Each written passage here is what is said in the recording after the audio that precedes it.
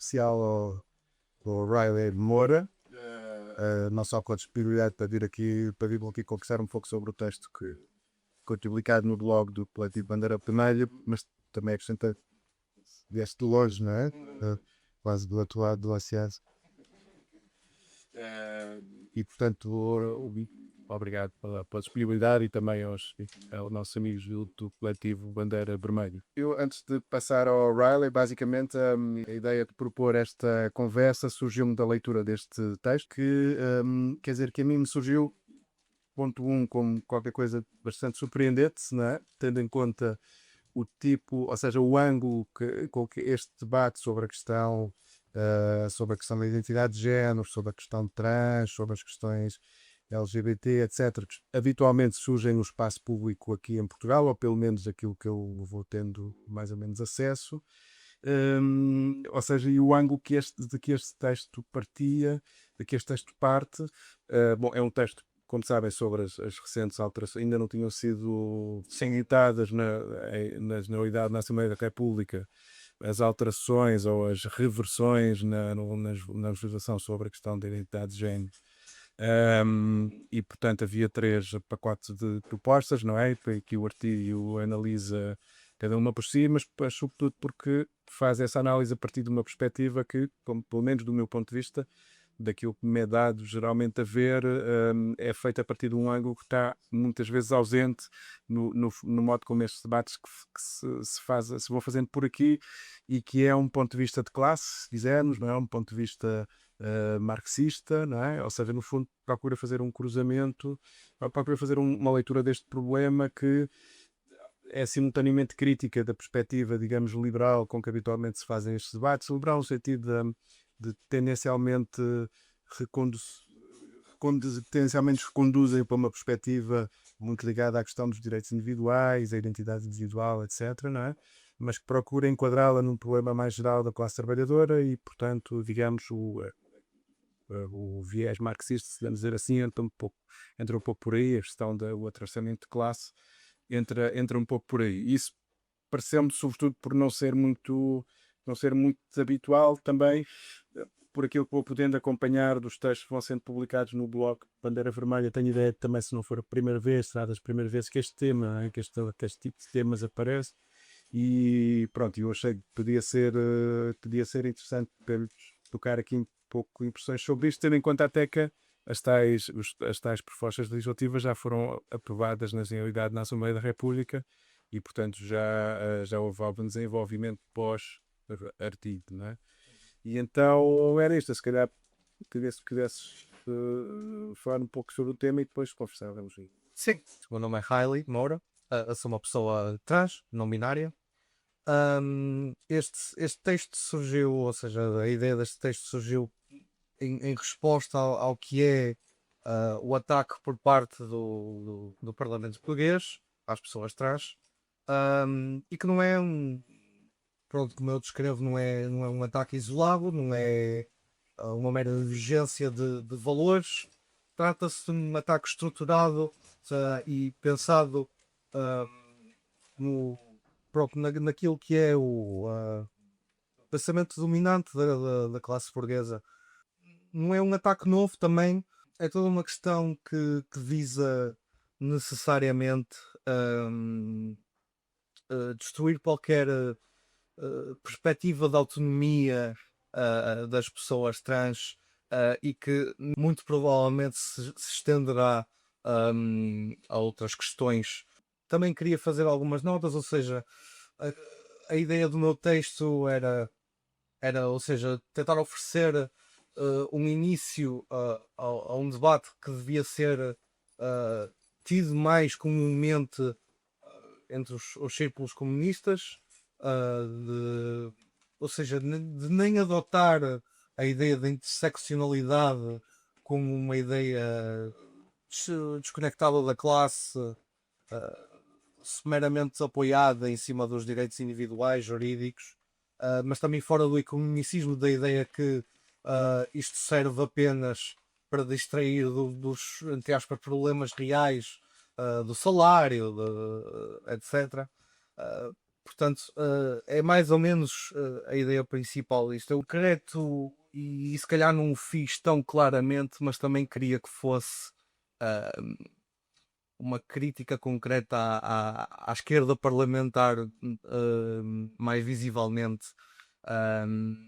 Que de um lado temos o Bloco de Esquerda e o Livre, que cai um bocadinho nesta ideia da interseccionalidade e dos direitos individuais, e do outro lado o PCP, que cai muitas vezes no economicismo, e até relembrar que aquilo que está a ser proposto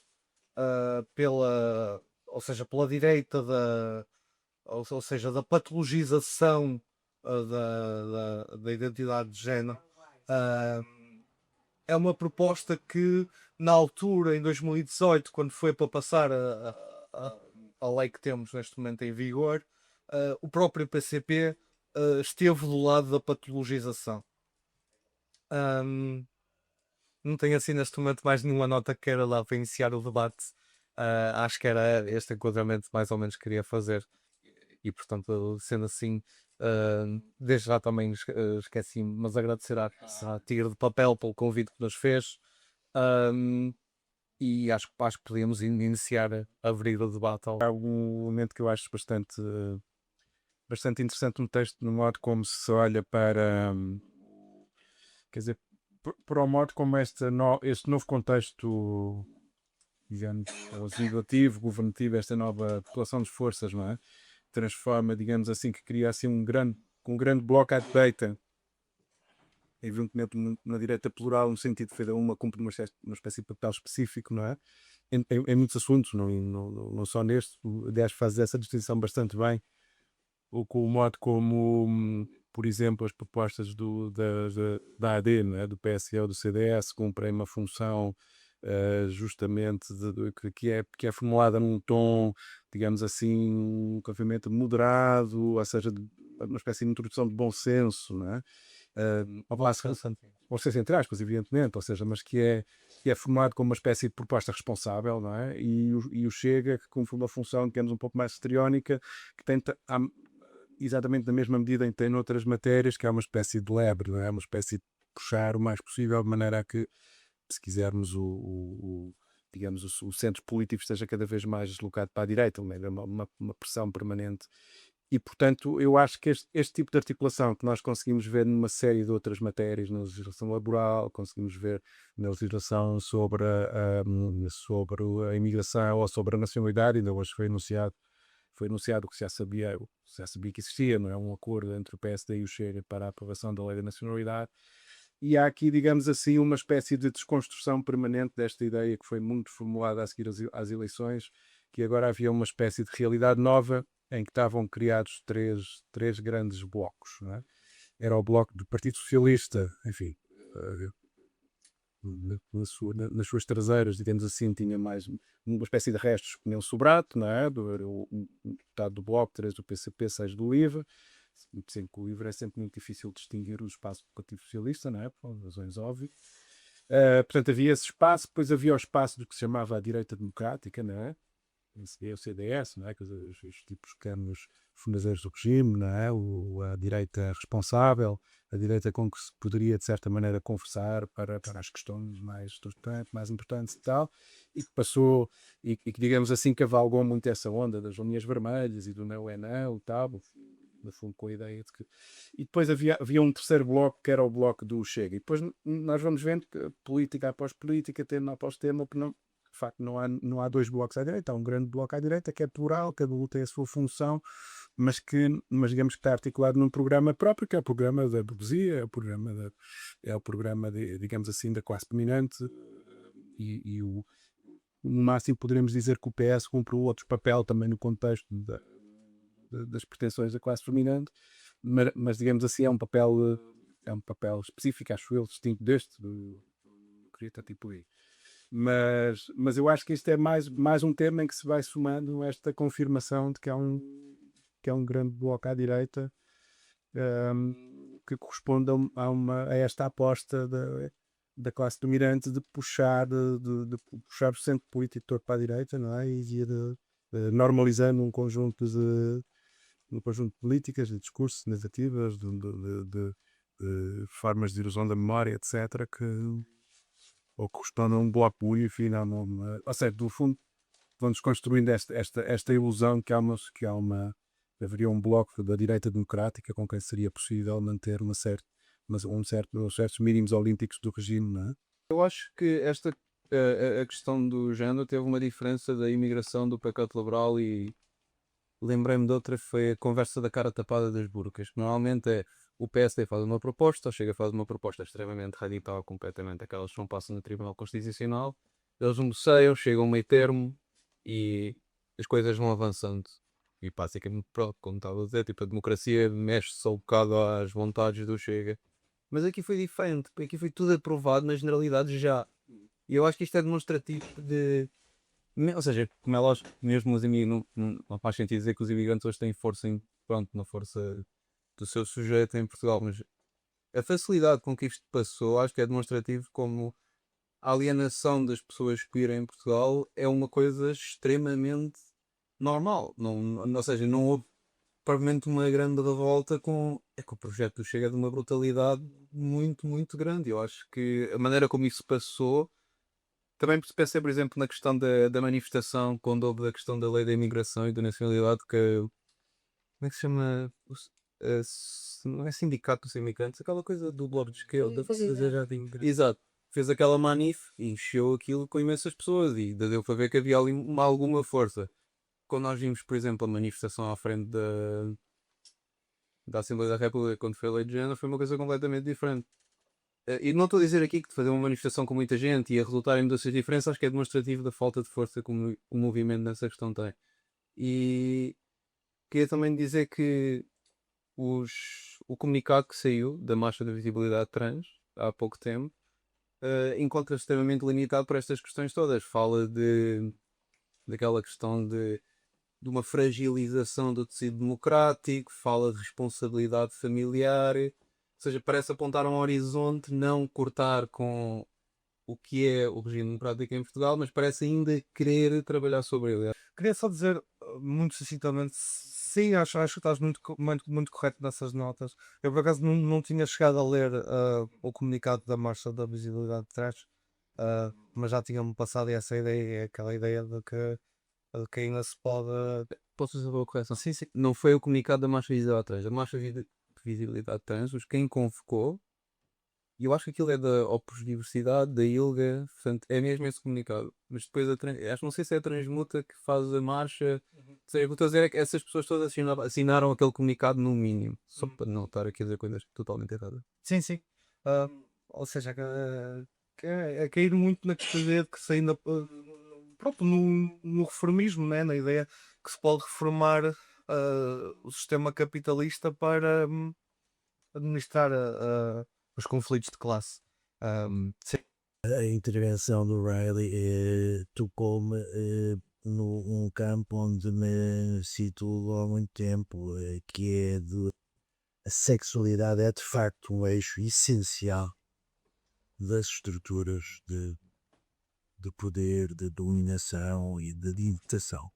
Ou seja, funciona há anos. Isso é uma coisa que em Portugal teve sempre uma presença muito diminuta.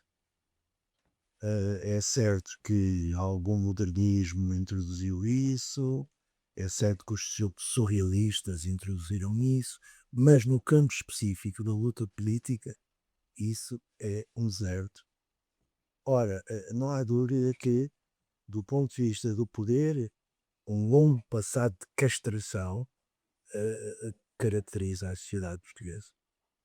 Ou o seu pináculo na Inquisição e ou todas as sucedâneas que a partir daí.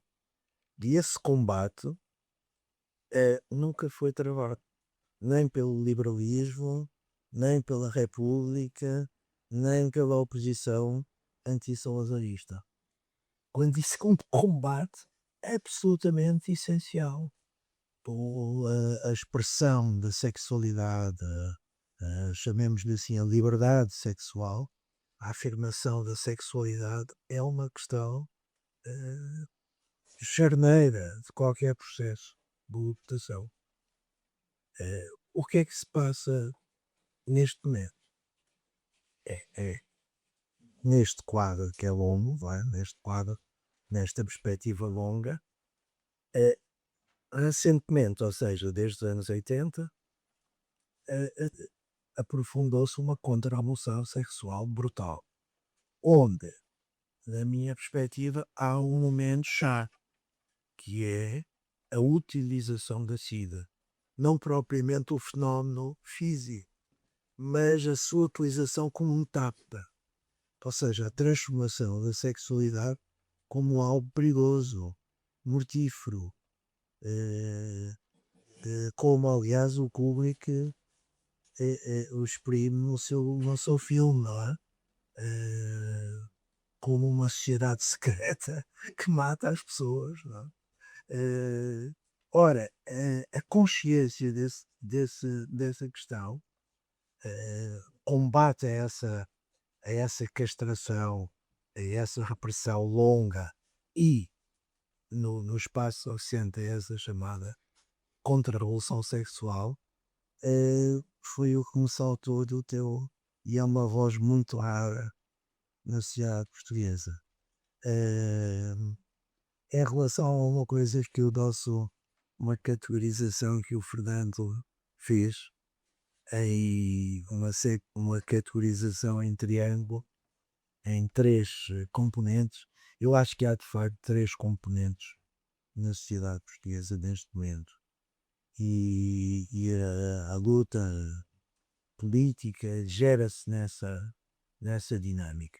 Há uma componente, podíamos chamar de neofascismo, que abarca o Chega, mas muito mais, como aliás, isso foi bem caracterizado pelo Fernando. E depois há uma componente que existe há 50 anos, que é de um conjunto de gente que se serviu do sistema democrático durativo, não é? Usou o sistema democrático e o sistema de partidos e as possibilidades democráticas para usurpar o poder. E essa usurpação alimentou o neofascismo. Não é?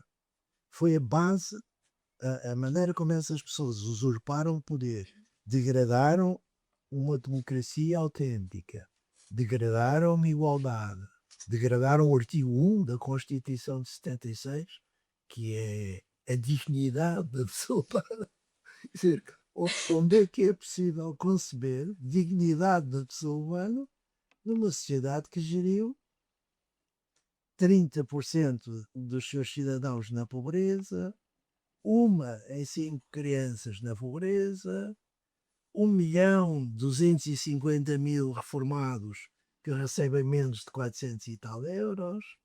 Quer dizer, uma sociedade que incorporou isto, muitas vezes de forma silenciosa e sem dar voz a esta gente, volta ao princípio, está intimamente ligada à tua questão, à questão da sexualidade. Estas são as 2 componentes. A terceira é, de facto, todas as pessoas que sofrem, muitas vezes no silêncio, e que se opõem a isto pelo simples facto de terem nascido. Pelo simples facto de eu ter nascido, dão uma pensão e ter trabalhado toda a vida, dão uma pensão de 400 euros. Pelo facto de eu ter nascido, só posso ter uma casa de 1.000 e tal, 2.000 euros mensais quando ganho 700, 800. Quer dizer, esse silenciamento com a sociedade portuguesa é também uma questão de sexualidade. Porque sexualmente devia significar nós indignarmos com estas situações. Termos voz, conquistarmos voz, sabendo que a voz que existe neste momento dominante em Portugal é a voz do silenciamento. Não é? Onde é que estas pessoas aparecem? A falar-lhes, como é que eu vou agora para deslocar-me, comer, habitar, dormir, fazer sexo com estas crescentes situações?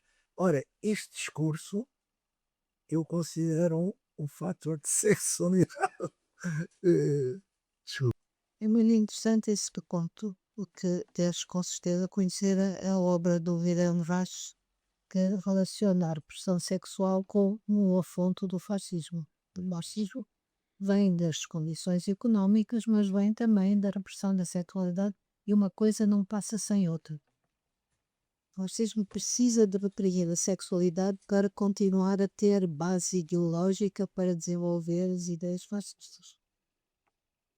E, aliás, não é por acaso que o Chega acumula entre os seus militantes um índice muito alto de pedófilos, violadores, enfim, todo o tipo de perversões sexuais que têm um contraponto na defesa da moral católica e cristã, como sendo a defesa falsa, porque na realidade não é isso que praticam. Hipócrita. Então essa hipocrisia também faz parte desse quadro da repressão sexual.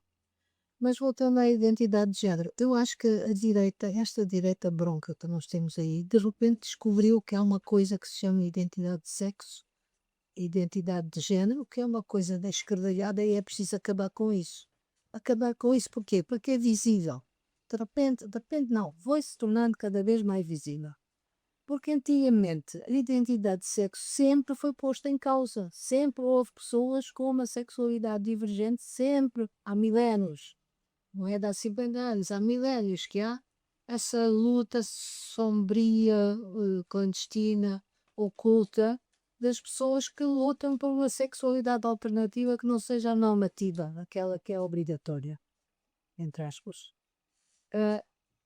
Portanto, isto não é novo, mas agora começa a incomodar, porque é um tropeço, é um obstáculo àquilo que é preciso instituir como norma.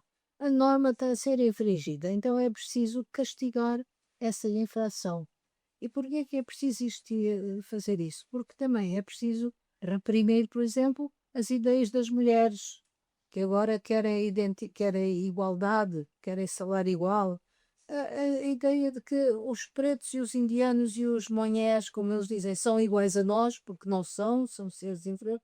Tudo isso tem que ser regulado segundo uma moral e uma normativização dos conceitos para tornar possível esse ascenso, esse triunfo do fascismo, esse neofascismo, como tu classificas, e que precisa de ter espaço para se impor.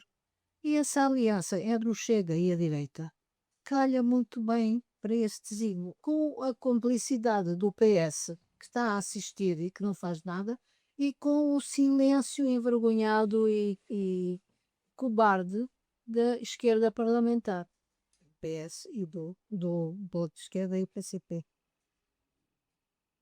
E porquê que começou a incomodar? Porque surgiu organizado, foi o que aconteceu, se bem se lembram, da luta dos homossexuais para serem considerados cidadãos de pleno direito com direitos próprios, por exemplo, o direito de casar, o direito de ter filhos, de adotar filhos, enfim, uma série de coisas que precisaram de uma luta de décadas para serem impostas e tornadas legais num período democrático, na altura em que havia um simulacro de democracia nesta nossa sociedade que hoje não existe. Eles venceram isso, hoje ninguém contesta o direito à homossexualidade, mas a Xuxa, até por isso estou a falar de agora, já vou falar de um depois, mas contestam o direito à transexualidade, porque isso já é outra coisa ainda mais terrível, mais grave, e é preciso atalhar. E porquê? Porque põe em causa os conceitos básicos de qualquer sociedade, nenhuma delas, seja qual for, se pode passar de legislar e ter ideias sobre a sexualidade, mas aqui contesta a base fundamental de tudo, que é a família. Se os trans começam a ter direitos de cidadania, então o que vai ser da família? Como é que as crianças vão identificar se este é pai, se este é mãe? Isso é uma coisa, um cataclismo terrível, vai o mundo acabar porque deixamos de ter base estrutural e legal e moral da família como ela deve ser nesta sociedade. Então, a contestação da família toma uma dimensão diferente sobretudo porque a medicalização da transexualidade também conferiu quase automaticamente mais direitos do que aqueles que existiam no tempo em que não havia medicalização. Aí não havia direitos nenhuns, havia só opressão, clandestinidade e opressão. Mas hoje, os transexuais, todas as sexualidades divergentes, têm direitos que são otorgados pela própria ciência burguesa. A sociedade, não sei quantas, de sexologia, diz que sim, que a identidade de género é um direito, não sei. Quer dizer, a ciência burguesa, a legislação burguesa vem apoiar uma nova luta que contesta todo aquele ambiente que havia antes de obscurantismo sexual e que hoje não pode ser mais ocultado. Mas isto é só um passo, porque agora é a identidade de género. A seguir vai ser o aborto. O aborto foi conquistado ao fim de 20 e tal anos de democracia, a duras penas, foi preciso fazer 2 referendos para ser adotado, e agora vai ser posto em causa, porque este aborto não é moral, é o direito à vida, por isso é que há manifestações de direito à vida. Porquê é que é para se lembrar de fazer manifestação? Porque já ganharam esta etapa do direito da identidade de género, já ganharam a etapa da nacionalidade, estão a dar passos para terem o programa completamente legalizado e aprovado na Assembleia.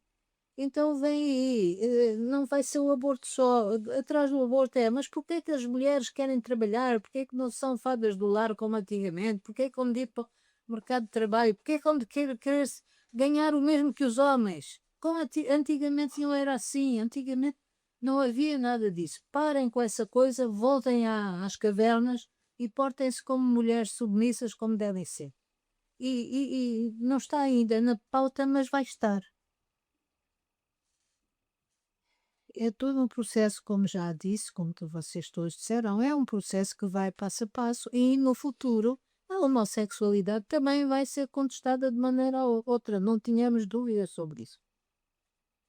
Mas há uma coisa, as opressões são várias e exercem-se cada vez com mais intensidade para sustentar o regime burguês como ele existe. Opressão sobre os trans e sobre a sexualidade em geral, opressão sobre as mulheres, que são maioria, nem são minoria, ao contrário dos trans, e opressão sobre opressão racista, sobre as pessoas de outras religiões. Portanto, nada disto vai melhorar, tudo vai piorar e é preciso um degrau superior àquilo que tem sido feito e que está marcado, como disse o Sebastião e também o Riley, está marcado por uma ilusão de que pode haver uma implosão na ordem burguesa de direitos que são novos e que a democracia hipoteticamente deve acolher como sendo direitos democráticos. Só que essa democracia não existe. E que estariam assegurados para sempre. Para sempre. E por qualquer classe, como se a burguesia, a democracia da burguesia será igual à democracia proletária. Não é igual. Né? E não é democracia. É uma falsa democracia que só tem limites daquilo que é autorizando como democrata. E se for preciso, essa mesma democracia vai se associar de braço dado e beijo na boca à direita, como está a fazer, para reprimir essas pretensas contestações. Portanto, essa corrente dominante na luta LGBT+, é uma corrente que existe há muito tempo e nunca foi desbancada, e é ela que deturpa e permite absorção pelo sistema, justamente porque negocia com o sistema até onde é que a gente pode ir. Então, por exemplo, há trans que se regozijam porque em todo o mundo em todos os países, há 40 ou 50 ou 60 países onde há um ministro que é homossexual, uma secretária de Estado que é lésbica, fazem listas, este não sei o quê, como se isso fosse uma vitória. Isso é justamente a absorção que a classe dominante faz dos desviantes para os tornar normais. Sim, ela é lésbica, mas ela é uma boa ministra. Quando é preciso reprimir, ela manda a polícia para cima. Essa que é a boa lésbica. Portanto, todos aqueles, qualquer que seja a orientação sexual, que sirvam bem o regime, que, epá, esses estão santificados e postos ao abrigo de qualquer opressão. Então, quem são os oprimidos? São justamente os oprimidos, aqueles que não têm lugar, como tu, é a terceiro ângulo do triângulo. E esses oprimidos não têm neste momento nenhuma forma de defesa ou de organização ou de superação da opressão. E dificilmente terão enquanto a dita esquerda, porque hoje em dia, desculpem lá, eu acho que esquerda não há. Submersam com o nosso pelos dedos. A esquerda que não defende os oprimidos não é esquerda, desculpem lá. Uma esquerda que não toma posição clara sobre estas questões não é esquerda. É cúmplice do regime, deixa de ser esquerda, é uma esquerda vendida. Então, enquanto não houver de baixo para cima essa organização e essa capacidade de resistência, a resistência existe há muito tempo. Por exemplo, se a gente for a um bairro há muito tempo, não é novo, há 20 ou há 30 ou há 40 anos, se a gente for a um bairro desqualificado, há sempre 3 ou 4 gajos que são travestis. Alguns já são velhos, são travestis há muito tempo. E todos os dias se vestem de mulher e vão para o ataque à noite. Isso é o oprimido em ação. E essa gente está completamente ao desabrigo e sujeita a todas as exações e repressões. Portanto, se os trans evoluídos de esquerda não se associarem com essa gente de fundo, do bairro fundo, do bairro periférico, dos que vão ao ataque à noite, depois não há luta que resista. Não há, não. E o artigo tem essa qualidade, é que põe isto em termos de classe. O problema da transexualidade e da sexualidade em geral é um problema de classe, como são todos os problemas. E enquanto não for a luta conduzida debaixo desse paradigma, não há escapatória possível. Não há. Dizer, ambas as vossas intervenções foram muito boas e agradeço por isso. E lá está, isso aí está, né? É mesmo, ou seja, a questão central para a burguesia neste ataque é mesmo a defesa da família como um pilar da sociedade burguesa, da sociedade capitalista.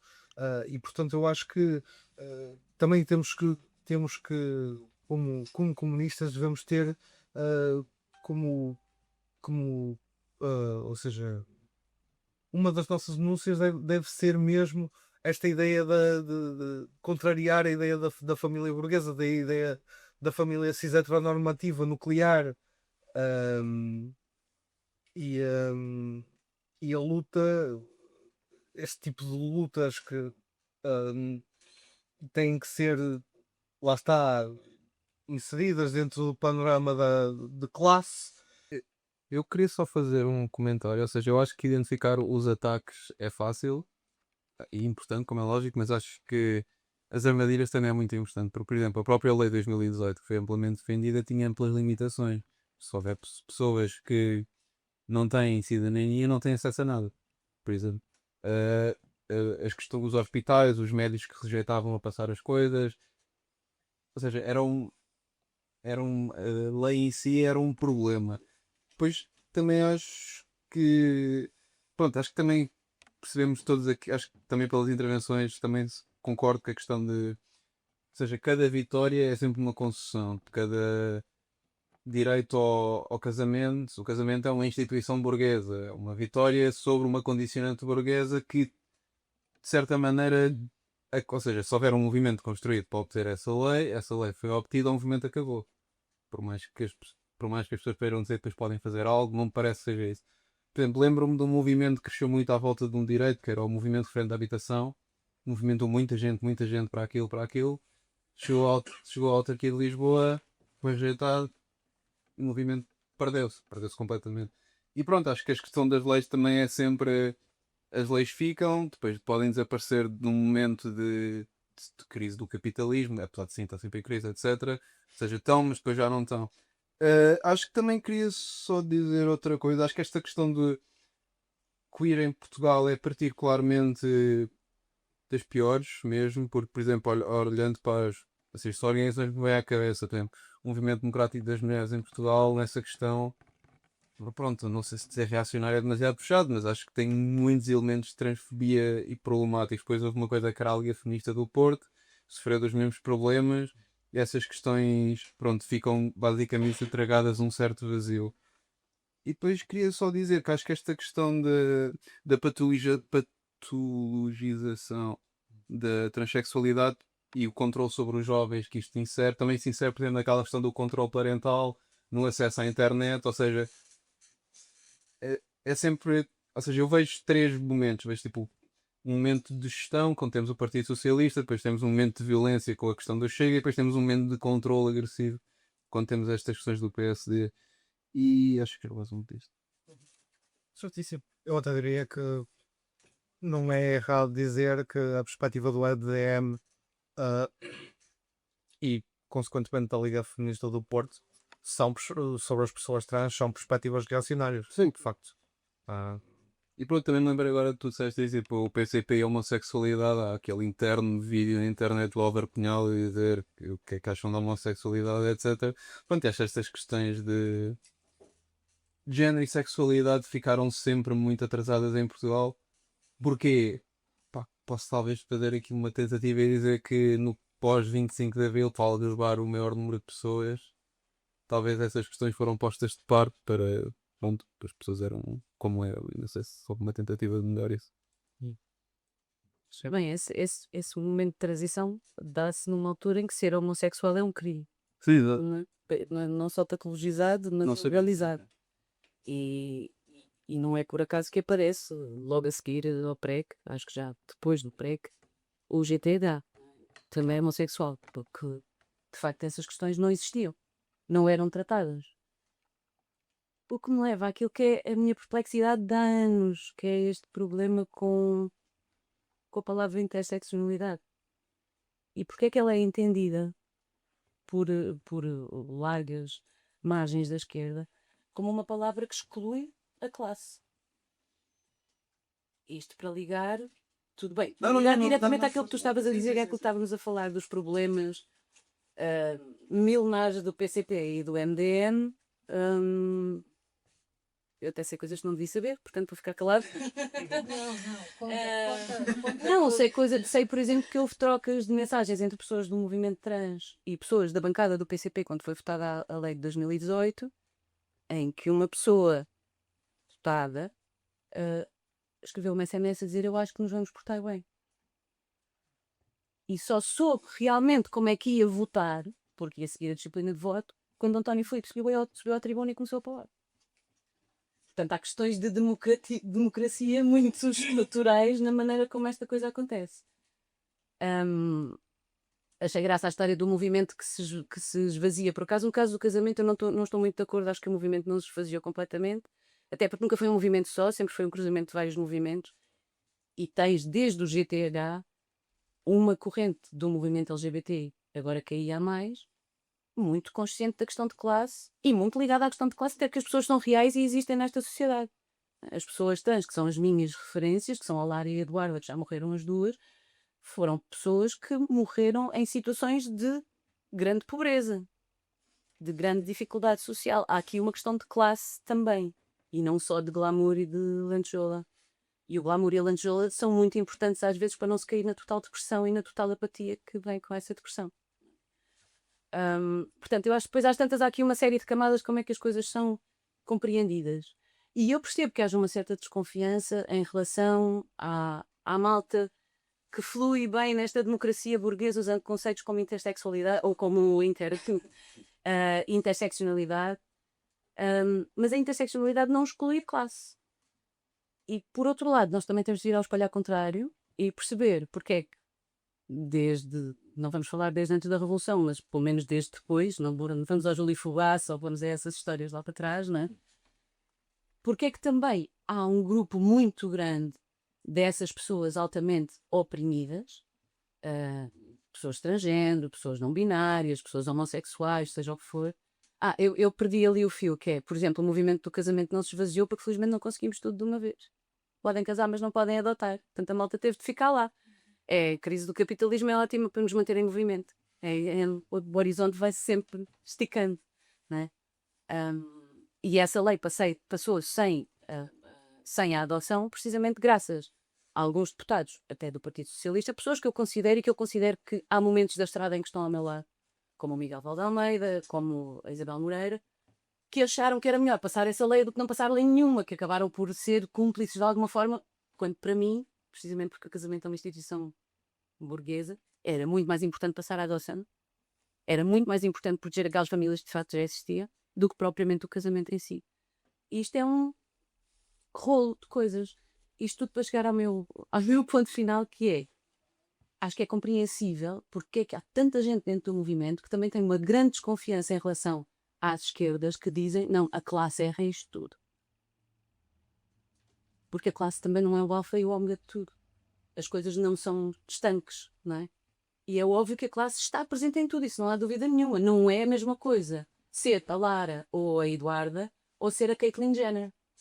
Que, como se diz no Atlanta, fez aquilo que os homens brancos ricos sempre fizeram, que é whatever the fuck they want. Não é? E isto tem que estar sempre presente nestas lutas todas. Mas eu percebo a desconfiança em relação também a uma certa esquerda que também é repressiva, que também é opressora, que tem os MDMs da vida. E que tem esse clique do Álvaro Cunhal que não para de passar. Pronto, é isto. E se calhar gostava que me falasse um pouco sobre isso, sobre essa recusa da palavra interseccionalidade. E se não será, o meu repto acaba por ser, se não será mais frutífero nós apropriarmos dela e dizermos, não, esta palavra é nossa, não é vossa, é nossa. E esta mecânica de pensamento é nossa. Pronto, é. Então, De quem é que usar? o Riley recusou de alguma forma, usou-a como uma caracterização de uma certa esquerda inconsequente, não é? De uma certa luta inconsequente. Sim, para clarificar, eu ou seja, eu discordo da interseccionalidade na ideia de que, ou seja, da ideia da interseccionalidade como uma ideia de que, pronto, a interseccionalidade liberal. Eu por acaso costumo fazer a distinção entre a interseccionalidade como conceito geral, ou seja, a ideia de que as lutas de certa forma estão de uma forma ou de outra já fazem um overlap por falta de melhor ideia. O que eu quis chegar mais era à ideia de que não podemos nem cair na questão liberal de a questão da classe não interessa, o que interessa é haver representação das pessoas trans nos cargos políticos e como CEOs e não sei o quê, e também a ideia do economicismo de que o que só interessa às pessoas trans, o que interessa à classe toda. Não é? E era mais essa a minha Se perspectiva. resolvemos os problemas de classe, resolvemos os problemas de toda a gente. Sim. Está subjacente a essa. Sim, era mais essa a ideia. Sim. Portanto, ou seja, acho que a tua visão está mais ou menos alinhada com a minha. Eu não sei se notou que eu não li o texto. Sem problema, sem problema. Mas, ou seja, eu discordo se calhar na ideia de que devemos adotar a palavra interseccionalidade como, ou seja, tentar recuperar para nós. Eu se calhar discordo e aqui não consigo argumentar neste momento muito bem do porquê eu discordar, mas acho que não é nem prioritário nem necessariamente útil. É preciso encontrar outra forma de fazer passar essa ideia. O que é que eu ia dizer mais? Sobre a questão do PCP, eu queria também aqui fazer um pequeno à parte, porque já eu estive no PCP e já estas questões foram um dos catalisadores para eu sair do partido, porque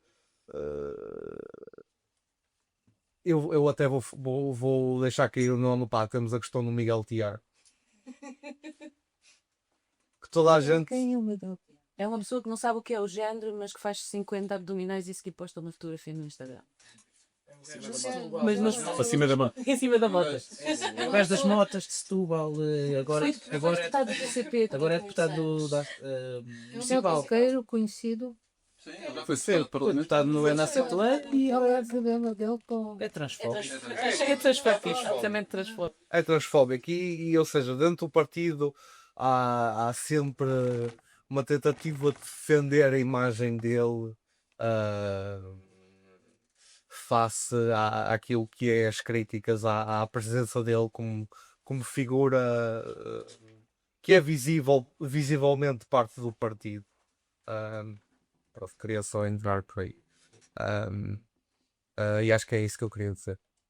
Às vezes há um problema que as figuras são visíveis porque não há outras para serem visíveis, né? Enfim, é o que é. Há outras que não chegam a poder ser visíveis porque os caminhos são barrados de tantas maneiras. Sim, não sim, é isso. No caso do PCP, quer dizer, enfim, não queria mesmo nada particularizar nisto, eu pessoalmente, não é? Mas, quer dizer, na pasta conhecer um bocadinho a coisa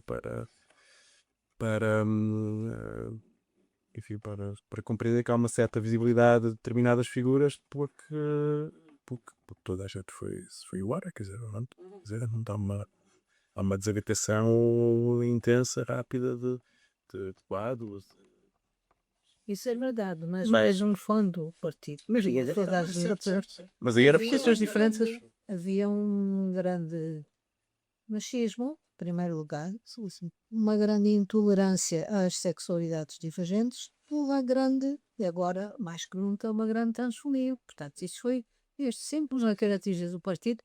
E vou dizer mais, acho muito bem que essa gente que aceita ou compreende o conceito de interseccionalidade seja muito desconfiada na esquerda, porque a esquerda do partido, padece das mesmas doenças. Ainda não temos na extrema esquerda, chamada extrema esquerda, um movimento marxista que não esteja dominado por chefias pequeno-burguesas que saiba pôr a interseccionalidade em termos de classe, porque uma coisa não é contraditória da outra. Eu queria só dizer sobre o PCP, eu acho que é tipo, eu também adoro este exercício, mas acho que é importante entender, tipo, o PCP tem a força que tem hoje em dia também é resultado destas suas contradições. Se o PCP fosse extremamente avançado na questão de sexualidade e género, não havia tantos votos de certeza. Portanto, tipo, acho que é preciso entender isso. Acho que é difícil, De que força é que estás a falar? Ou seja, o que eu estou a dizer é tipo, parece complicado. Ou seja, mas tipo, Mas eu acho que a base militante não seria construído, quer dizer, não se pode negar uma Mas a base base militante militante. não se construiu, destruiu-se. Ao longo destes últimos anos, a base um militante período em que se construiu e amplamente. A questão é que a base militante deveria ser 10 milhões de pessoas. Mas não só não é, como provavelmente para que Imagina isso o que vai teria ser sido, de facto, uma esquerda, a partir dos anos 20, onde anarquistas tinham peso e unidade, onde os jovens comunistas apareciam. Imagina o que teria sido uma esquerda e Portugal se não tivéssemos abraçado essas coisas que na altura estavam vividas. Em princípio tinham sido todos presos na mesma.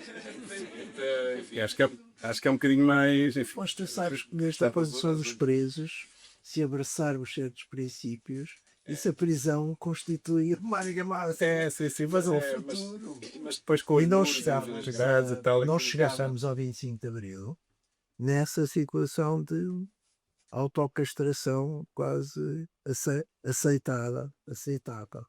Tu falaste ainda há bocado, fizeste uma partezinha, solução. A voz, quer dizer, o espaço de voz é fundamental. Conseguirmos espaços de voz, personalidades de voz, às vezes até com alguma hipocrisia. Ou seja, se conseguirmos que. Só se aponta para mim a falar de uma música. Porque tu falaste Sim, de sim, Isabel tô Moreira, quer dizer, se essa voz conquistasse certas pessoas na sociedade portuguesa, isso é uma estratégia. Isso é uma estratégia. O antifascismo também se fez conseguindo voz e conseguindo que certas pessoas exprimissem o Aquidinho ou imensa gente que não Mas fazia nenhum desses grandes nunca falou de sexualidade. Não digo Mas sexualidade, estou a falar de agora- antifascismo. Mas o antifascismo tem a ver. Claro. Está tudo ligado. Mas é como eu digo, eu Começa na ambicionaria que sexualidade. Mas eu queria as duas dizer, coisas nos falando anos 20 dos anos tivessem 20, progredido e não foram não castradas. podia. Eu quero te dizer, no PCP as coisas não podiam avançar nos anos 20 e tal, nos anos 30, se quiseres, porque o movimento era internacional. E essa, eh, esse conceito de é preciso destruir a moral burguesa e a família como base fundamental da sociedade burguesa era um conceito da Revolução de Outubro, que até foi muito glosado pela Alexandra Kollontai, que por sinal fazia anos ontem, 32. E foi adotado pela força dirigente, pelo partido, pelos soviéticos e pela sociedade em geral, durante o período de tempo em que não se tinha entrado ainda no período stalinista. Antes dela própria se tornar uma brilhante embaixadora. Não, desculpa lá. Ela fez um trabalho excepcional como diplomata. Eu não digo que não. O nome da estou a dizer, missão a partir daí. do novo Como poder diplomata, soviético. como diplomata, com Como certeza. diplomata. Não, eu disse brilhante. E sabes porquê que ela foi nomeada para lá? Para não cair nas garras do Stalin. Porque ela bem ela foi aproveitou. das poucas sobreviventes do período bolchevique. Acho que foi a única, né? Dos que não morreram. Foi ela e a Krupskaya, da Costa. Mas essa não era, Essa se podia mas essa votar. não era da direção do partido. Não Era do Politburo. Não, mas mesmo não sendo, não podia, era Mas era uma figura intocável. importante. Era intocável. E a Kollontai só não foi intocável porque se pôs a milha. Foi o próprio Lenin que a nomeou, não foi o Stalin. Porque o Lenin, que ela não era parvo, também sabia o que é que vinha aí. E antes de morrer, disse-o claramente. A revolução está perdida. E ele sabia que ela seria um dos primeiros alvos disso. Mas é só para dizer que nós aqui em Portugal, para além da nossa consuetudinária tradição machista, católica, repressiva da mulher, tivemos em cima de nós um partido comunista que trazia do movimento internacional essa noção de que esses desvarios sobre a liberalização da sexualidade desviante do tempo da maluca da Kollontai vai acabar. E acabou. E foi uma coisa para todo o movimento. E o partido, até calha bem, porque nós até somos bastante machistas, nós até achamos bem que acabem com essas fantasias. Portanto, foi normal que aqui neste país, desgraçado nesse aspecto, a coisa tivesse evoluído assim. Não se pode dizer, a culpa é no PCP. Não, o PCP fazia parte de um grande coletivo chamado comunista, que em matéria de sexualidade sofreu uma regressão, e noutras matérias também, uma regressão terrível, quase um século, desde o período da Revolução Bolchevique até aos dias de hoje. E isso contaminou toda a esquerda de todo o mundo e ainda contamina indiretamente. Nós precisamos de uma nova corrente que seja realmente libertadora da sexualidade, seja ela qual for, e que não esteja sujeita aos cânones da velha corrente comunista. Portanto, uma nova corrente comunista que faça o corte, cesse, com todo esse oportunismo, concretamente em matéria de sexualidade. Mas isso ainda não existe. Ou é feito ou não existe. Mas eu acho que isso é, tentando pegar nisso e tentando reconduzir um pouco ao início da conversa e pegando na questão do antifascismo, que hoje parece ser um problema evidente, premente, não é? A pensar e dá-me ideia que uma, digamos assim, uma deficiente compreensão do estado de coisas, o equilíbrio de forças político, social, do bloco histórico em que estamos atualmente, é um problema que, a meu ver, determinará, mas vou continuar sempre a dizer a meu ver. O que eu estou a dizer é sempre a meu ver. A meu ver, determinará também uma orientação errada do ponto de vista daquilo que pode ser uma prática, uma experiência, uma organização, uma mobilização antifascista do tempo atual, não é? Por isso é que eu acho que este artigo é muito relevante, justamente por tornar evidente que a ideia de que há uma espécie de facção do espaço da direita, que é aquela com que ainda é possível dialogar em função da construção de um consenso democrático, constitucional, etc., é um erro crasso, é um erro gigante, não é? E é um erro gigante justamente porque parte de uma compreensão que, a meu ver, é errada, a meu ver é errada, que é a ideia de que ainda vivemos no mesmo consenso democrático e constitucional que saiu de 76, saiu do pós-revolução. E eu acho que esse consenso já não existe, ou seja, esse regime, digamos assim, se consolida numa Constituição que serve sobretudo para enquadrar, digamos assim, para conformar dentro dos limites institucionais, formais, um grande pacto de classe, que, digamos assim, possa, de certa maneira, incorporar um conjunto de conquistas do período revolucionário, não é? As chamadas conquistas de Abril, etc., não é? Que pudessem ser normativizadas, normalizadas, cristalizadas num documento que serve de pacto, digamos assim, que tem o efeito, por um lado, de, digamos assim, dar um certo lastro a essas conquistas e, por outro lado, conter a hipótese revolucionária e inaugurar um imenso processo contra-revolucionário que, a meu ver, terminou com a experiência da Geringonça em 2015 e 2021. Pronto, os 2 últimos anos já foram diferentes, mas ficou seja, né? Portanto, eu acho que esse período marca justamente o fim desse grande consenso, e portanto foi transição justamente para e contexto em que justamente esse pacto já não existe. E por isso é que tu dizias, e muito bem, quer dizer, que eles no fundo mobilizam todo este arsenal contra os desvios, porque justamente esses desvios se tornaram visíveis, aferiram determinados direitos, etc.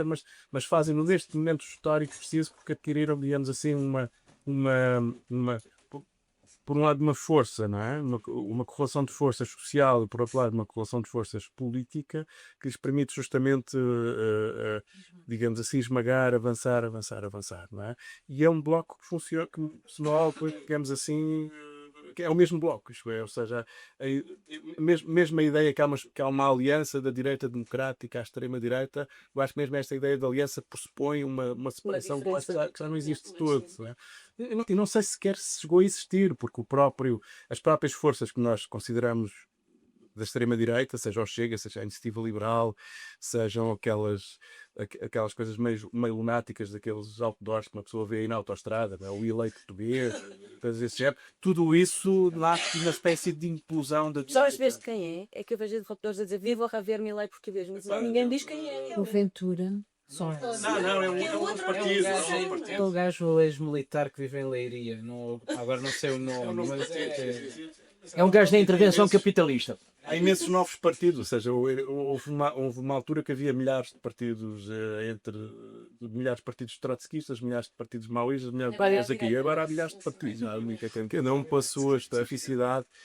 Mas tudo isso, todos esses, quer esses pequeninos estilhaços meio histriónicos, quer essas duas forças do ponto de vista da Assembleia da República que constituem esse tal espaço de extrema-direita, resultam de facto de um processo de reconfiguração da direita que se deu justamente durante esse período da Geringonça, ou seja, uma dissidência larga, quer no PSD, quer na prática o desaparecimento do CDS ou a sua redução à condição de pequeno fornecedor de quadros para soluções de governo, não é?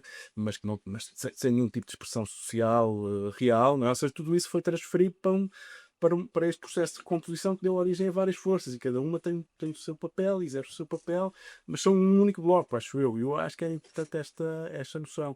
O único, acho que eu, que mantém o seu papel de sempre, e é o triste papel de sempre, é o PS, ou seja, no fundo, era perceber, no fundo, do desenvolvimento deste que se distinguirá esse triste papel, não é? Mas, digamos assim, a compreensão de que esta nova situação política, social, estrutural, digamos assim, do regime português já não é a mesma e está a constituir-se como outra, não é? Eu não estou a dizer que isto mudou, um dia era assim e no outro dia passou a ser assado. Isto é um processo que vai avançando, não é?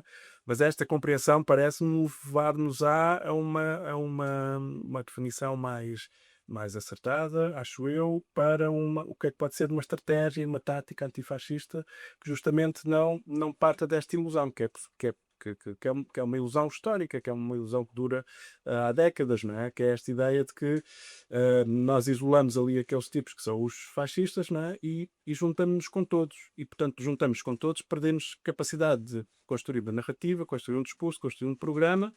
Nós temos, para conseguirmos falar com os outros, temos que ir deixando cair as coisas que todos não aceitam, não é? É preciso sempre nesta lógica de conciliação, de pacto, etc, etc, etc. Em nome do combate àqueles tipos que nós isolamos ali, não é? E, portanto, é isso. Nesta perspectiva, o que é que seria uma estratégia antifascista? Uma coisa que iria desde o PCP até ao CDS, nisso, não é? Cá estamos nisso, não é? Ou seja, por exemplo, aqui um grande arco, não é? Agora, o que é que pode haver momento uma narrativa política de um programa, de uma estratégia que seja comum ao PCP e ao CDS? Devias ter cá o Diogo Faro e o Chicão. Que é Só para falar dele agora, ele está. Acho que se enquadrava agora. Se que me tivesse o Chicão, aí eu tinha o cu. Esses é que vão dizer como Eu é que acho, é. eu acho que este artigo, para mim, pelo menos para a minha leitura, tem esse condão muito claro. Eu acho que é uma das prioridades essenciais hoje em dia, é construir uma narrativa que reconduza todas as lutas a esta noção, não é? Todas estas lutas se mobilizam contra um grande bloco reacionário que avança e vai avançando e digamos assim, isso significa uma transformação do regime, não é? Uma dissolução desse tal pacto democrático, conciliador do pós-25 de Abril, do pós-PREC, não é? Do a seguir ao PREC, que é um regime que claramente já não existe. Pronto, paz à sua alma, em princípio, não é? O que aí vem pode ser muito pior. Mas, em princípio, é isso. Seria paz à sua alma, não é? Mas seria preciso outra resposta, não é? E essa parte é difícil. Eu gostaria de dizer algo. Vão levantar que tem sido melhor projetar a voz que não identifiquem isso como um tacinte. Portanto, enfim, agradeço desde já ao coletivo Bandeira Vermelha que me convidou. É um grato prazer eu estar rodeado de livros e eu começaria por dizer que vim cá fundamentalmente devido à questão da identidade de género. Eu respeito em absoluta a orientação sexual de cada um e de cada qual. É redutor e a nossa identidade não é definida pelas nossas características físicas. Assim, se tem pênis, é um homem, se tem uma vulva, é uma mulher. A biologia não é assim, a biologia não funciona assim de todo. A disforia de género existe. Ainda assim, não existe aqui patologia. Não existe aqui quaisquer doenças ou doença.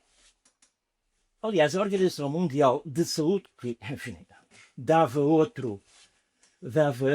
aqui uma outra tertúlia, se quiserem chamar assim, não classifica estas experiências com perturbações mentais.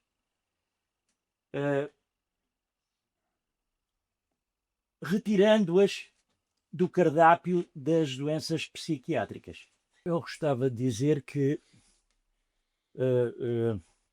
só há muito pouco tempo é que eu comecei a abordar a questão de enfim, as outras identidades, não é?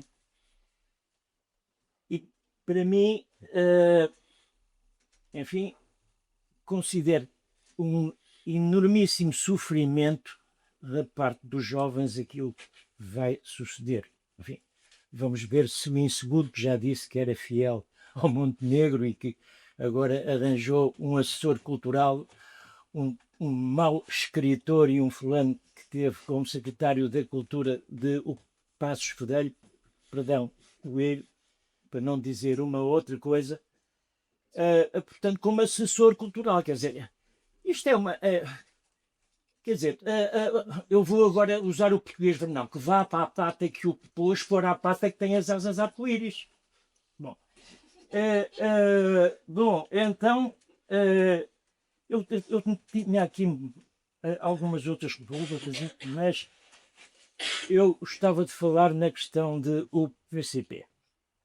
Eu compro o jornal Avante já há algum tempo, porque é o jornal Avante que me diz a mim que lutas é que estão a ser feitas nas fábricas. Faz um manifesto de interesse que eu sou de origem operária e tive 30 anos a funcionar na Câmara Municipal de Sintra, nomeadamente a tratar da epistemologia do Ferreira de Castro, mas nunca passei de assistente operacional. Nome extraordinariamente pomposo para me caracterizar a mim que fui um operário engravatado.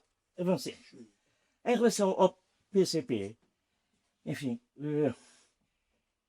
eu tenho uma simpatia, uma admiração e uma comoção. Eu gosto dos homens que choram. Não gosto dos homens à partida que não choram. Pelo Fernando Lopes de Graça. E por causa do Fernando Lopes de Graça ter uma orientação diferente, supostamente do Álvaro Barreirinhas Cunhal, foi um bocado à margem. Porquê? Eu falei de uma... aliás, eu ouvi-o, porque eu fiz aí uma pergunta pertinente e ele fez um comício. Um homem extraordinário. Já agora, perdoem a imodéstia, eu sou músico. Um homem extraordinário. Então, o que é isto? Onde é que está a superioridade moral dos ditos comunistas? Bom, foste tu que fizestes um longo artigo sobre esta matéria no blog Bandeira Vermelha. Confesso que li a primeira vez, reli e a seguir estudei. Mas eu sou um bocado recuado a esse nível, pá. E houve algumas coisas que eu não percebi, nomeadamente o fulcro da questão. Isto não vai lá a não ser de uma forma mais organizada, mais perene, mais viva e com mais força através da luta de classes. Mas a associação que tu destes ao artigo de opinião no âmbito, fundamentalmente, e tu, enfim, aceitarás, no âmbito da luta de classes, fiquei...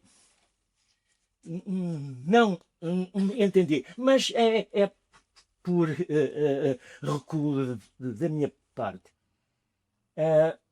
E era isso. E já agora, rapidamente, que me desculpem, cheguei muito atrasado, porque eu venho do lado de atrás do sol posto, com 3 horas de antecedência. Eu tenho uma preocupação enorme pela minha pegada ecológica.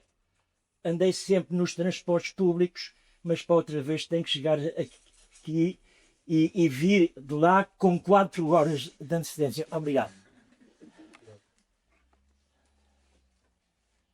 Mas queria só dizer uma coisa, pronto, voltando a esta questão da classe, ou seja, eu não sei se a palavra mediação aqui é boa, mas vou usá-la porque não me vem outra à cabeça, ou seja, as questões de raça, género, sexualidades, etc., parecem-me a mim maneiras como a classe se demonstra.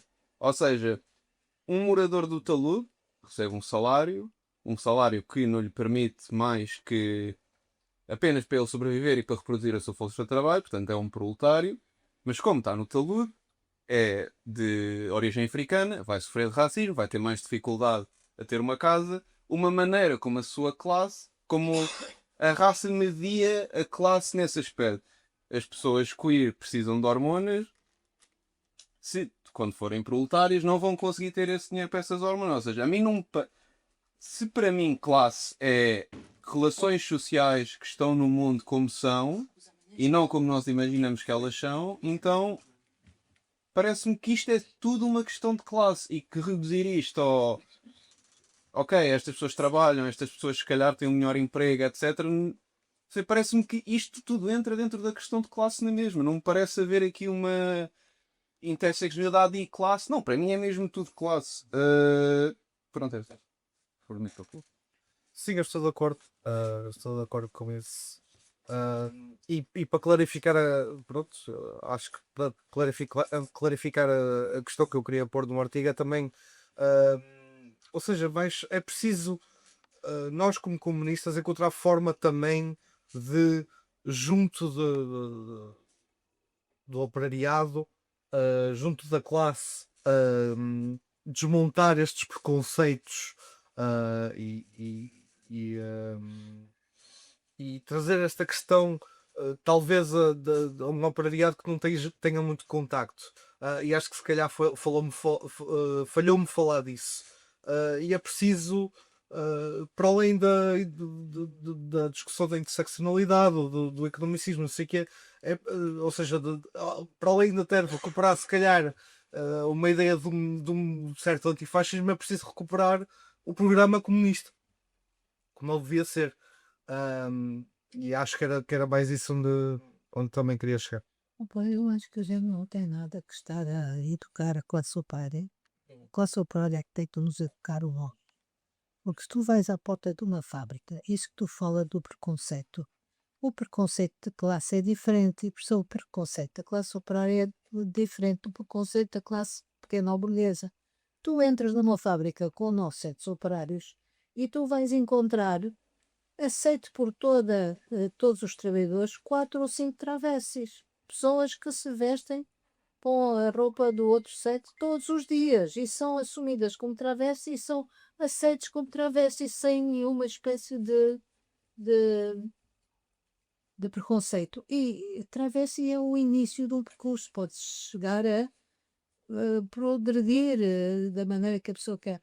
Portanto, e num bairro periférico, tu também não encontras o tipo de preconceito que encontras entre a pequena burguesia. Como eu disse, o hábito de haver travestis nesses bairros é muito antigo. Ainda eu era pequenina, já havia travestis nesses bairros.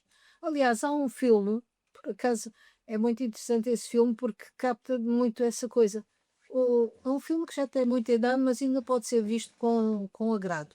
É um filme italiano que é Feios, Porcos e Maus, em que um dos personagens justamente é um travesti que, epá, deixa-me vestir-me que eu te vou para o trabalho, não sei o quê. E toda a gente ali no bairro sabe que a profissão dele é essa. Ele é uma prostituta, é um homem que se veste de mulher e que é prostituta. E vai e vem todos os dias. Epá, isto é um filme de há 50 anos. E É maravilhoso. hoje em dia tu encontras esses personagens nesses bares. Portanto, as classes comportam-se de uma certa maneira diferente das outras classes. E é um erro pensar que na classe operária há a mesma reprodução das mesmas reações negativas em relação à sexualidade. Eu acho até que entre os oprimidos há muito mais o conceito de liberdade sexual, porque é uma coisa que é aceita no meio e que não está sujeita à repressão do meio, ou se está é de uma maneira diminuta, coisa que não acontece nos meios da pequena burguesia, que a pequena burguesia está sempre na vanguarda da repressão moral, porque eles têm que mostrar à burguesia que eles são verdadeiros burgueses, como deve ser. Pronto, é muito redutor estar a dizer que nós vamos combater o preconceito numa classe. Não, calma, vamos primeiro ver quem é a classe e quais são os preconceitos que ela tem, que tem muitos.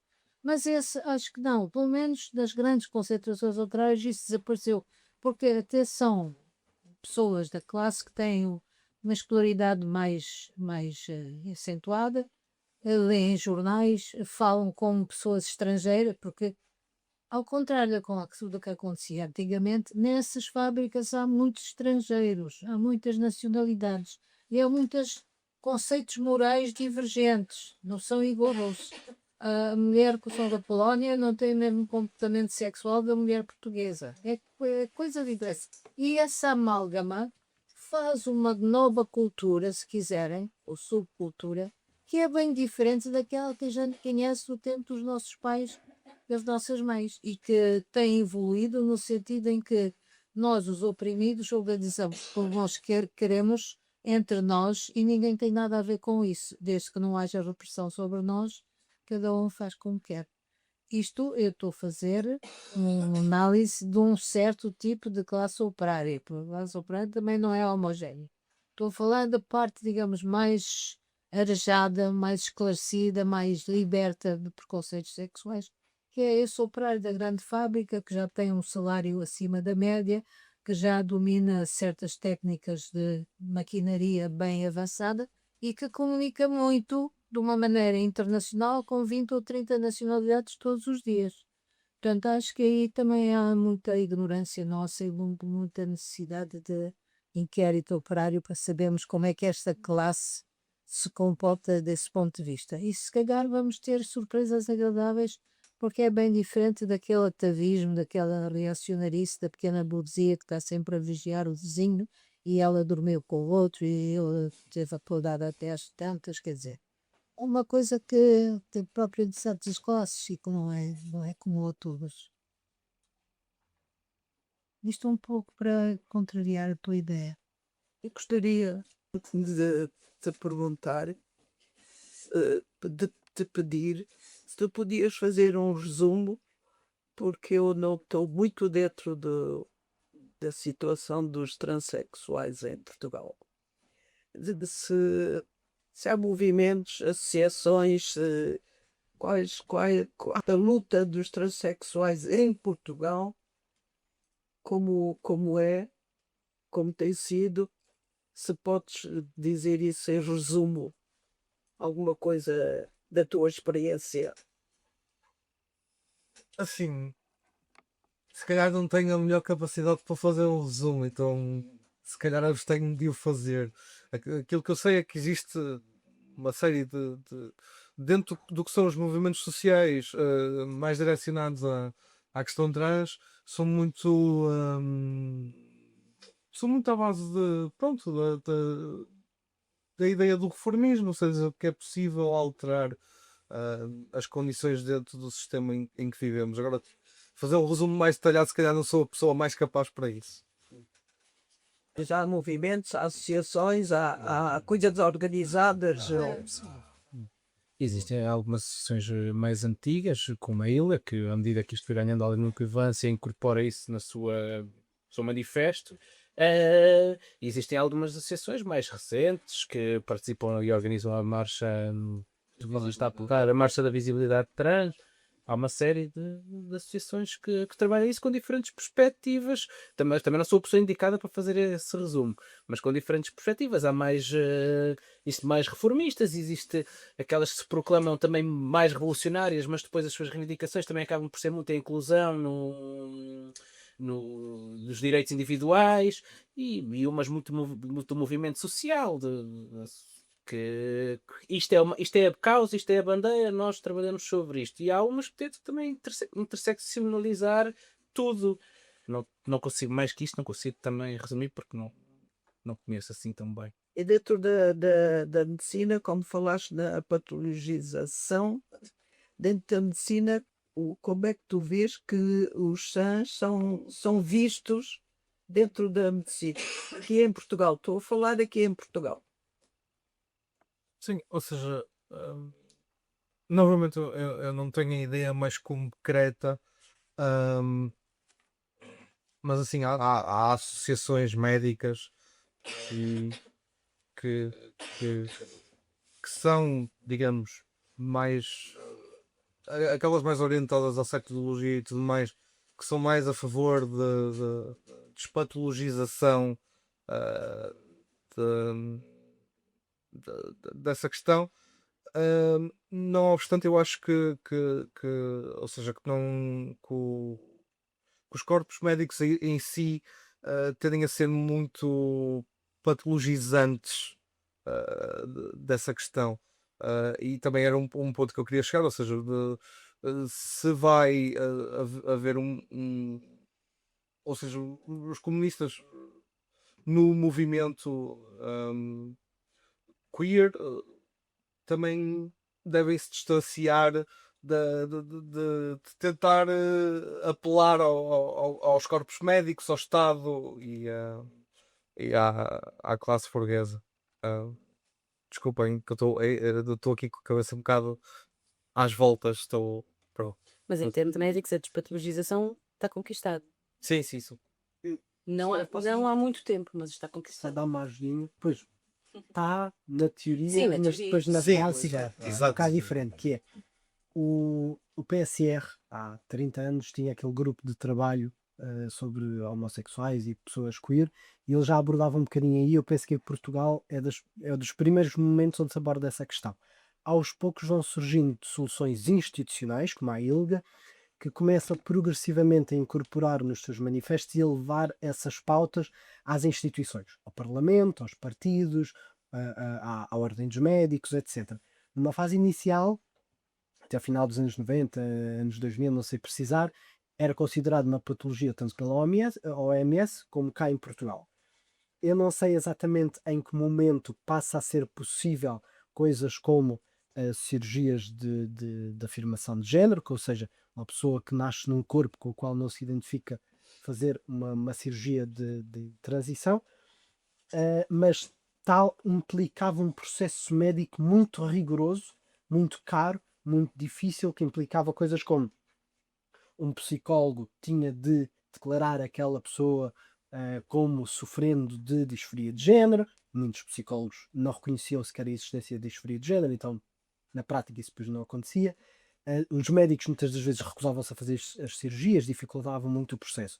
Em 2018, já no tempo da geringonça, sai uma lei que passa a permitir e a facilitar mais o acesso a esse tipo de coisas, em parte por movimentações sociais, na base da geringonça, que aproveitaram aquele momento, e instituições como a ILGA e uma carrada de outras que surgiram nessa altura, que abordavam questões LGBT no geral, mas também questões trans em específico. As marchas LGBT ajudaram muito a trazer essa questão assim mais à tona, e essa lei de 2018 permitiu coisas como o acesso a hormonas sem ser preciso, julgo eu, e não posso estar errado em alguma coisa, sem ser preciso um relatório médico para maiores de 18, com um relatório médico para menores de 18, entre os 16 e os 18. Não é? Corrige-me, então. Portanto, atualmente aquilo que é preciso, eu passei com hormonas e portanto, eu só sei como é que é o processo a partir de 2018, não faço ideia como é que era antes, mas atualmente para cirurgias é preciso estar, portanto, é o que demora mais, é preciso estar há 6 meses a tomar hormonas, que para isso precisam de uma consulta de endocrinologia, que tem que ter uma indicação de um sexologista que diga que a pessoa tem ou incongruência ou disforia de género. Para conseguir essa consulta de psiquiatria é preciso apenas uma indicação de médico de família. Geralmente, antes da incongruência, antes do atestado de incongruência de género ou de disforia de género, é necessário algum acompanhamento de psicologia. Pronto, e no meu caso já tinha tido antes, e portanto, como uma sexóloga até bastante conhecida que o próprio médico conhecia, portanto, ele foi logo na primeira consulta de psiquiatria, passou-me logo o diagnóstico. Mas conheço pessoas, e também já tinha 31 anos, já vivia como mulher, 31 não, 28, vivia como mulher, e portanto, apreciou que, pronto, facilitou a questão. Não sei, portanto, eu sei de uma pessoa que começou muito cedo, aos 18 anos, e levou-lhe muito mais tempo, que teve que andar no psicólogo. Pronto, o médico não foi logo na primeira consulta de psiquiatria, teve que ter várias para conseguir o coisa. Depois com o diagnóstico, e com esse diagnóstico, depois, claro, a consulta de endocrinologia, qualquer endocrinologista com aquele diagnóstico passa a receitar as hormonas, conforme quando normalmente a fazer as aulas.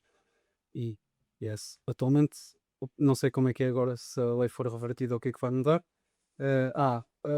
Pronto, em questão de documentação, é simplicíssimo, é só ir, ou era simplicíssimo, com a lei de 2018, basta ir ao conservatório e é pedir pergunta ao sexo e foi só isso. Só pedi e depois, ou 3 dias depois, paguei 15 euros para fazer um cartão novo, depois 3 dias depois estava.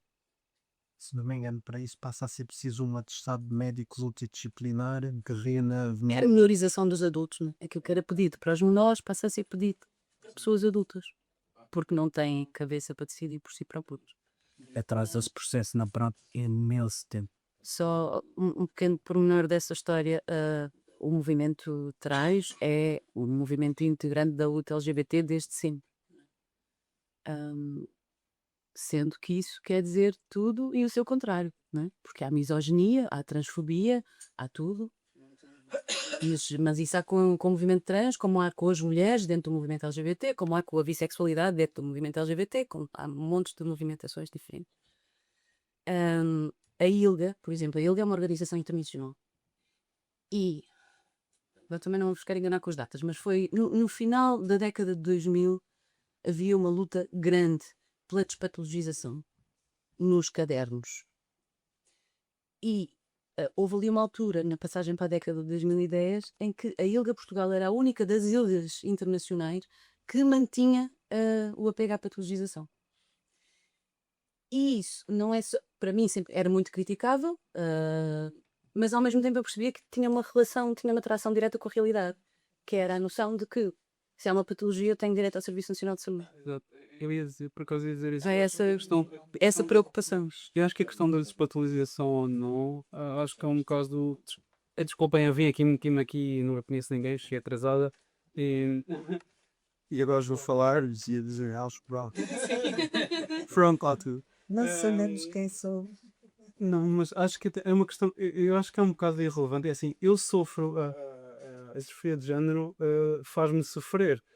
Portanto, acho que é uma questão de semântica se é uma patologia ou não. E acho que eu percebo a ideia de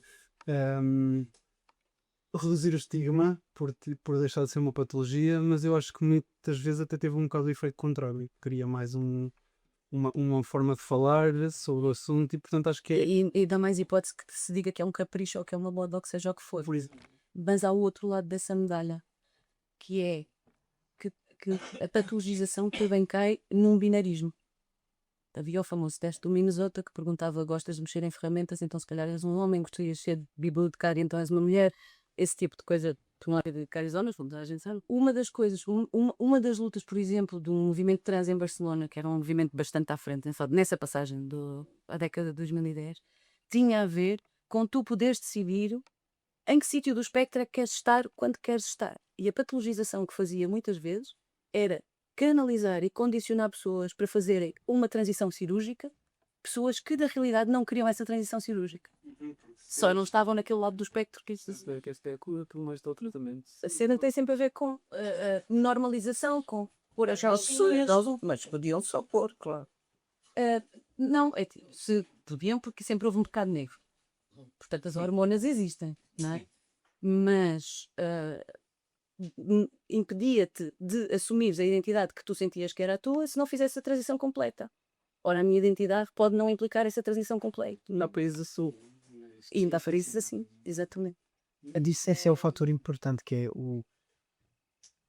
enquanto nós falamos apenas de homem e mulher, há este binarismo ao qual nós estamos presos. E uma das coisas que fortalecimento do movimento trans, a Portugal e um bocado do mundo todo trouxe, e depois trans, incluindo não apenas pessoas transgênero e pessoas não binárias também, é exatamente a destruição destas duas caixinhas e ver o género não como uma caixa, tu és ou aquilo apenas e estás preso àquela caixa para sempre, mas como um espectro onde a pessoa pode estar, onde a pessoa pode mudar, é dinâmico, não está diretamente ligado à biologia da pessoa. Mas até nem a biologia é binária, não é? Exatamente. Infelizmente todos avançar bastante na nossa compreensão disso. E isso ajuda, vendo até de uma perspectiva de classe, nós precisamos do homem e a mulher para fazer a reprodução da classe trabalhadora, para fazer mais pequeninos trabalhadores para irem produzir nas gerações a seguir. E isso é uma parte fundamental do capitalismo. É que precisa de uma família nuclear, com um homem, com uma mulher. E com filhos, venham os seus trabalhadores seguintes. Não havendo este binarismo fechadinho do homem e da mulher, que se juntam e que fazem mais trabalhadores, quando há uma liberdade não apenas de sexualidade, mas de género, isto em si ataca uma das bases do capitalismo, que é este binarismo de género, o patriarcado, a reprodução do trabalhador. E depois entra na propriedade, entra numa série de coisas. Eu acho que nos está a faltar um palavrão aqui nesta discussão, que é patriarcado. Sim. Essa questão justamente de reconduzir o problema da família, do deslocal, do terreno puramente. Tu me gosta da coisa do patriarcado. Se ele é nuclear, por defeito, é uma coisa que sim de comunidades, que isola pessoas e que isola núcleos. E isso é tão ou mais importante que a reprodução da força de trabalho. Mas tem uma função, pois, sim, mas tem esta função, que também não é por isso, não é simplesmente económica, porque o capitalismo não é apenas uma forma de economia, é uma forma de viver, não é? É uma forma civilizacional, de organização, etc. E eu acho que isto é outro dos méritos deste texto, é justamente retirar o problema da família de um problema puramente da consideração moral, da contração moral, e justamente sublinhar essa dimensão de que a família, enquanto, digamos assim, elemento da chamada esfera da reprodução do capitalismo, digamos assim, pressupõe uma espécie de normalização dos corpos que permita justamente que a produção funcione em condições ótimas, sendo o princípio do capital. Bom, e as dações temos caminhando para terminar, tá bem? Era só que fazer a primeira instituição de controle que uma pessoa tem na sua vida. Ficava por servir como alicerce, pronto, esse controle poderá estar. Disciplina e de controle, exato.